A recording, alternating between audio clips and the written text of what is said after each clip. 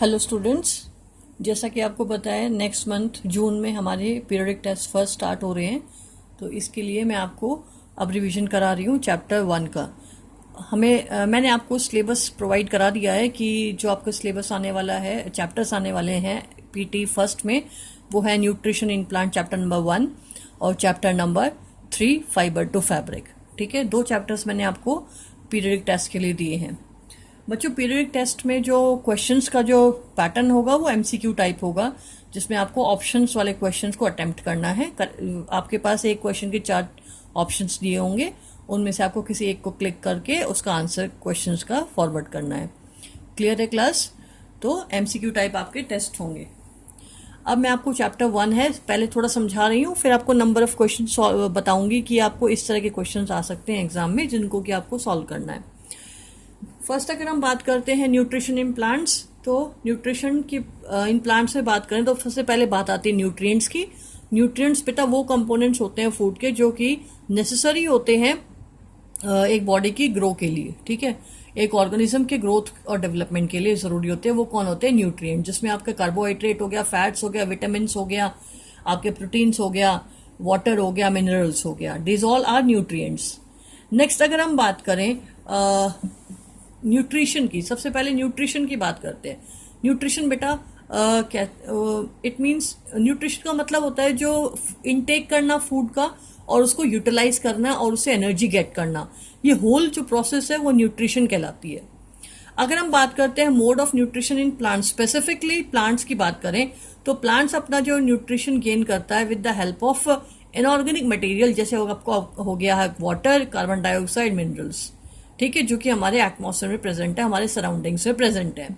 यही जो न्यूट्रिएंट्स हैं उस ऑर्गेनिजम्स के लिए क्या, अब ये जो न्यूट्रिएंट हैं जो मैंने अभी ऊपर आपको बताए थे प्लांट के लिए, तो हमारे ऑर्गेनिजम्स के लिए जो कंपोनेंट्स हो गए वो ये हो गए जो कि उसके लिए ग्रोथ और डेवलपमेंट के लिए जरूरी है।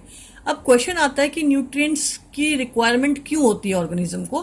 तो न्यूट्रिएंट क्या करते हैं? न्यूट्रिएंट अनेबल करते हैं ऑर्गेनिजम्स को उनकी बॉडी डेवलप करने में, ग्रो करने में, रिपेयरमेंट करने में damage part of the bodies को। ठीक है, और लास्ट में एनर्जी जो वो मिलेगी, किससे मिलेगी? फूड से मिलेगी, और वही एनर्जी है लाइफ के वेरियस एक्टिविटीज को, वेरियस लाइफ प्रोसेस को फॉरवर्ड करने में हेल्प करेगा। अब वो तरीका जिससे कि वो एनर्जी गेट करता है, that is called a nutrition. Means nutrition is a mode through which organism get energy, or organism intake the food and digest it and get energy from that, and the energy is utilized for their building their bodies to grow and to repair and damage the body parts. Okay class? Next अगर हम बात कर रहे हैं जो mode of nutrition है वो 2 types का है बेटा हमारे पास। एक तो ऑटोट्रॉपिक न्यूट्रिशन और एक हेट्रोट्रॉपिक न्यूट्रिशन। अब सबसे पहले अगर हम बात कर लेते हैं ऑटोट्रॉपिक मोड ऑफ न्यूट्रिशन की, जिसमें ऑटो का मतलब होता है सेल्फ और ट्रॉप का मतलब होता है नरिशमेंट, खुद का nourishment with the help of, मतलब खुद अपना फूड प्रिपेयर करना या खुद अपना जितना भी नरिशमेंट है वो बनाना। That is called autotrophic nutrition. Means the mode of nutrition in which organism made self their food और न्यूट्रिएंट और नरिशमेंट। ठीक है, the mode of nutrition in which organism make their food themselves from simpler substances, that is the definition of autotrophic nutrition. ठीक है, अब अगर हम बात कर रहे हैं ऐसे ऑर्गेनिजम्स जो ऑटोट्रॉपिक है, मीन्स अपना फूड खुद प्रिपेयर कर रहा है, that called autotrophs. Trophs word means, यहाँ पे जो वर्ड ट्रॉपिक का मतलब है ऑर्गेनिजम्स, और trophic means nutrition. Is it clear? Nourishment. Next, it means autotrophic is the mode of nutrition and autotrophs are the organisms. Next जो second type का nourishment बोला था वो मैंने आपको बोला था heterotropic nutrition.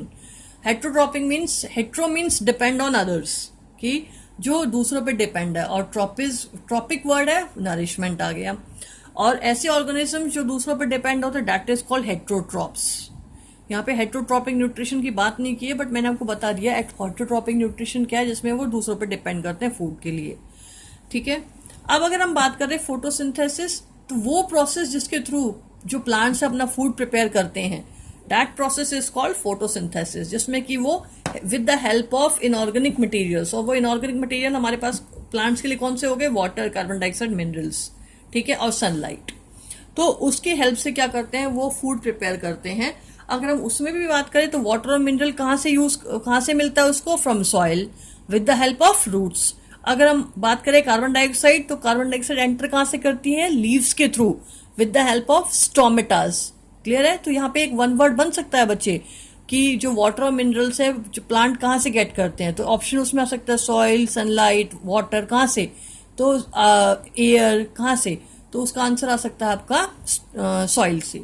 नेक्स्ट अगर आपको क्वेश्चन आ जाए कि कार्बन डाइऑक्साइड है वो प्लांट का कौन सा पार्ट है जो प्लांट के अंदर कार्बन डाइऑक्साइड को ग्रैप करता है, दैट इज कॉल्ड स्टोमेटा, जो कहाँ प्रेजेंट है, लीफ के अंदर प्रेजेंट है।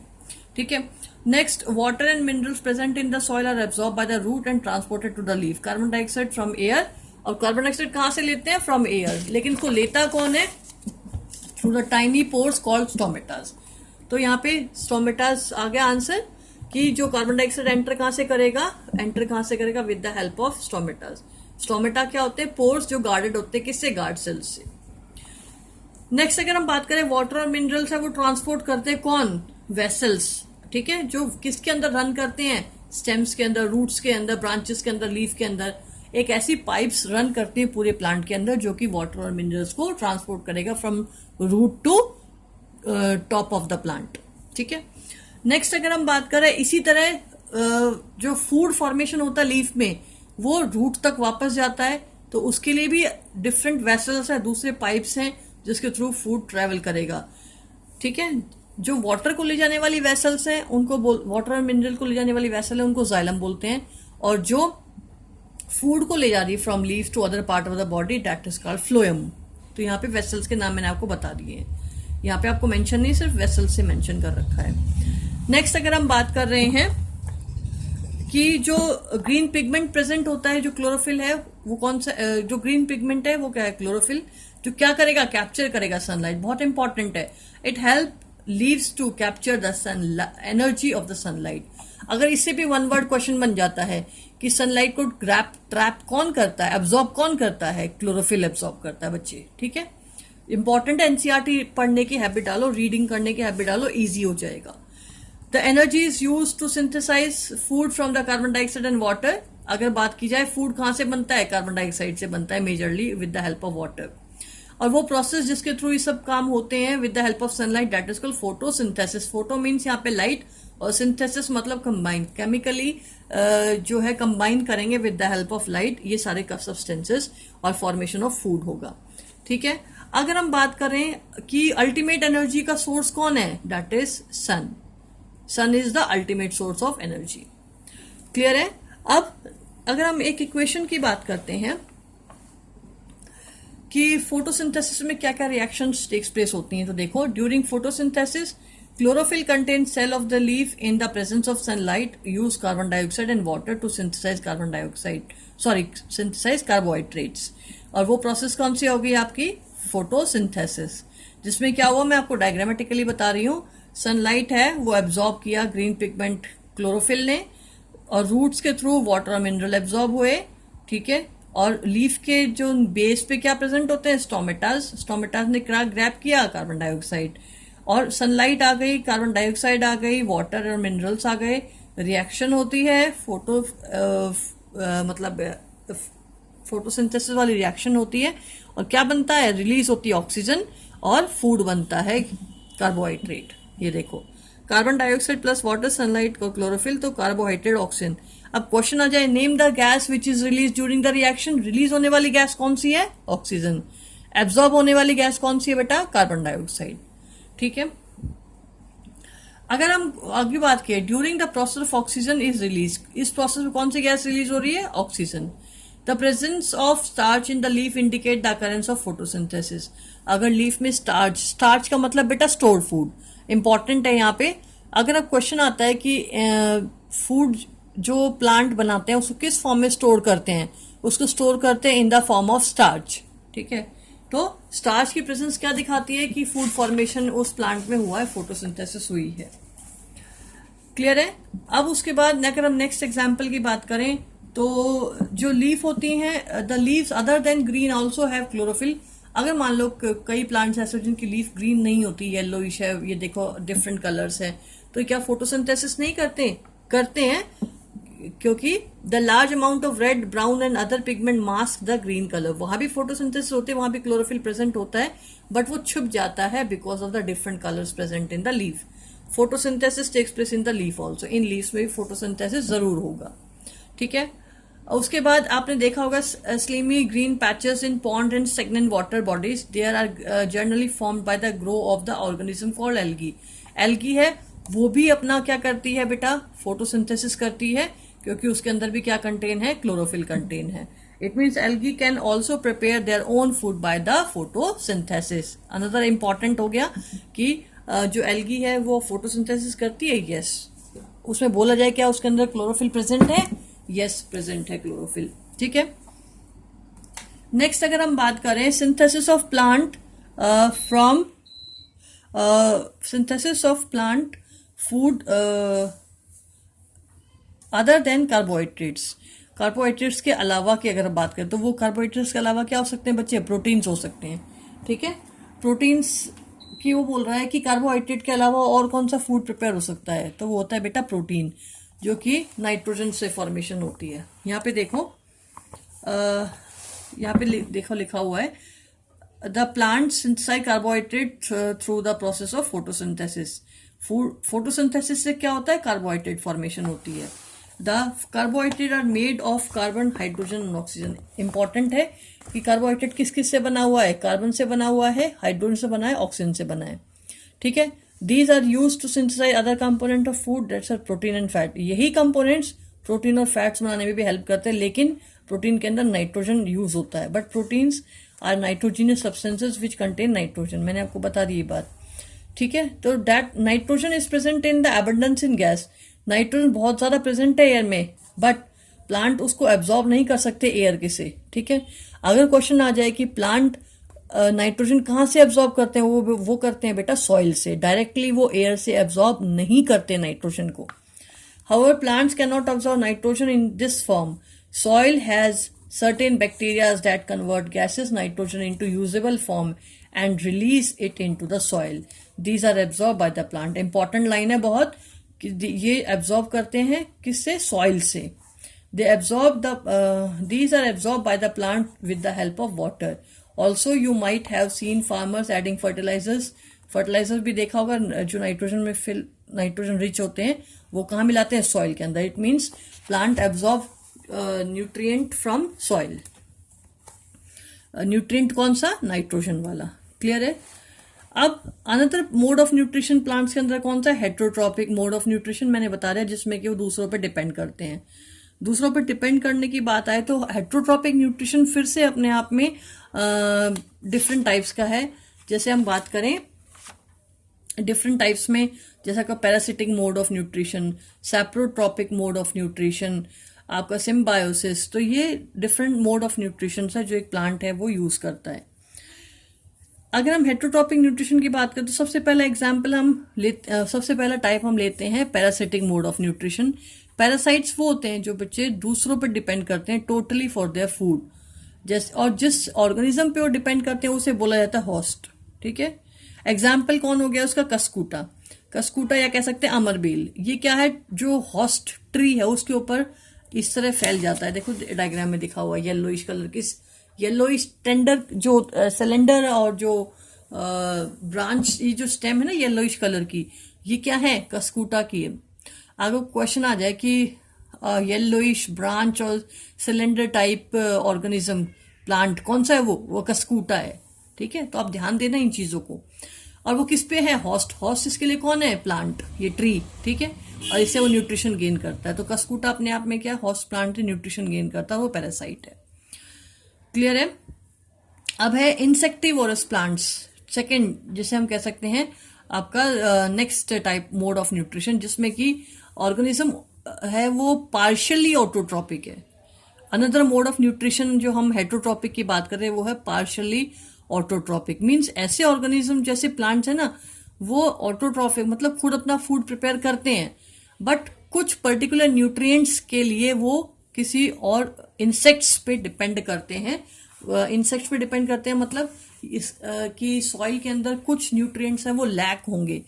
जो न्यूट्रिएंट लैक होंगे उन न्यूट्रिएंट को फुलफिल करने के लिए वो क्या करते हैं, इंसेक्ट्स को ग्रैब करते हैं, ट्रैप करते हैं।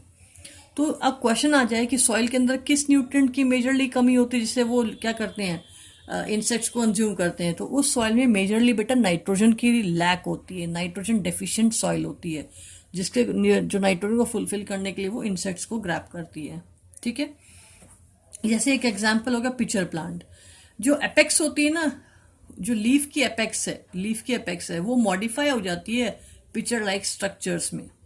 मैं दोबारा बोल रही हूँ, पिचर प्लांट को पिचर प्लांट क्यों बोला है, क्योंकि इनके जो लीफ की जो एपेक्स है वो कन्वर्ट हो जाती है या मॉडिफाई हो जाती है किस फॉर्म में, in the form of pictures, जिसके ऊपर एक लिड होती है। जैसे इंसेक्ट आता है लिड बंद हो जाती है और वो उसको कंज्यूम कर लेता है।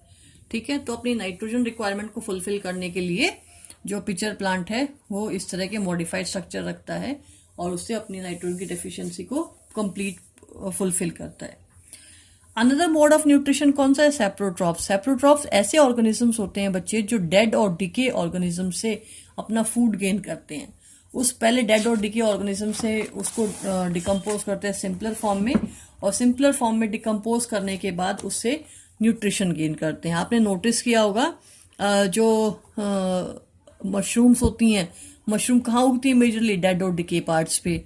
नेक्स्ट आप देखो ब्रेड है, जो पुरानी ब्रेड है डिके हो जाती है, उसके पास फंगस लग जाता है या ग्रीनिश कलर की लेयर आ जाती है।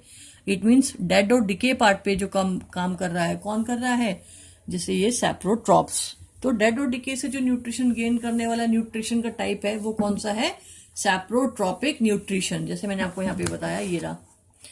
ठीक है, means this mode of nutrition in which organism take in nutrient from decay dead and decaying material, dead and decaying matter is called saprotropic nutrition।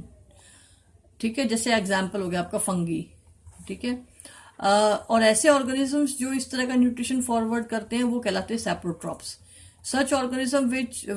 such organisms with the saprotropic mode of nutrition is called saprotrops। ठीक है, जैसे आप notice करो pickles पे आ जाता है, fungus आ जाती है, लेदर की बेल्ट पे भी आ जाता है, अदर आर्टिकल्स पे भी आ जाता है जब ह्यूमिड एटमॉस्फेरिक कंडीशन होती है।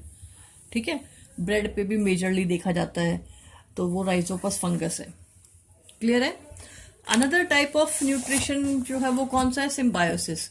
सिम्बायोसिस एक बच्चे अपने आप में एक रिलेशन जिसमें ऑर्गेनिज्म एक दूसरे के साथ सिम्बायोसिस मतलब म्यूचुअल रिलेशनशिप में रहते हैं, गिव एंड टेक वाली सिचुएशन में रहते हैं।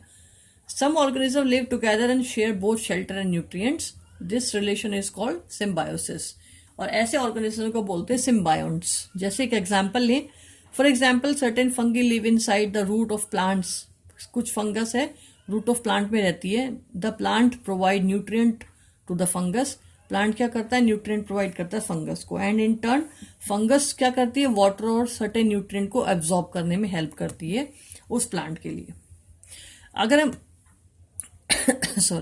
अगर हम देखें in organisms called lichens, chlorophyll containing partner which is algae and fungus live together. Lichens अपने आप में सिम्बायोसिस रिलेशनशिप है किसके अंदर, एल्गा और फंगस का, जिसमें क्या है कि एल्गा है न्यूट्रिएंट प्रोवाइड करता है और फंगस उसको शेल्टर और वाटर मिनरल एब्जॉर्ब करने में हेल्प करता है। The fungus provide shelter water and minerals to the alga and in return alga prepare and provide food to the fungus. ठीक है, नेक्स्ट अगर हम बात करें हाउ न्यूट्रिएंट्स आर रिप्लेनिश्ड, तो ये आपको बात मैंने बता रखी है कि जैसे अब हमें अपनी सॉइल को रिप्लेनिश करना मतलब उसमें न्यूट्रिएंट वापस से ऐड करने हैं, तो हम या तो उसके अंदर मेन्योर डालते हैं या हम उसके अंदर क्या डालते हैं, फर्टिलाइजर्स डालते हैं। फर्टिलाइजर्स की बात करें तो उसमें मेजरली न्यूट्रिएंट्स कौन से होते हैं, नाइट्रोजन, पोटेशियम, फॉस्फोरस। ठीक है, तो ये हम उसमें ऐड करते हैं क्योंकि हम जो अपनी सॉइल की जो रिक्वायरमेंट उसको फुलफिल करते हैं, न्यूट्रिएंट रिक्वायरमेंट को। कभी कभी क्या होता है कुछ प्लांट्स और कुछ बैक्टीरियाज होते हैं वो खुद ही रिप्लेनिश करते हैं। जैसे जो मेजरली पल्सेस वाली जो क्रॉप होती हैं उनके अंदर क्या होता है, उनके रूट नोड्यूल्स में राइजोबियम बैक्टीरिया एग्जिस्ट करता है। वो राइजोबियम बैक्टीरिया क्या है, एटमॉस्फेरिक नाइट्रोजन को नाइट्रेट और नाइट्राइट में कन्वर्ट करके सॉइल में ऐड कर देता है, तो जिससे क्या है प्लांट है सॉइल में से नाइट्रोजन को गेट कर लेता है।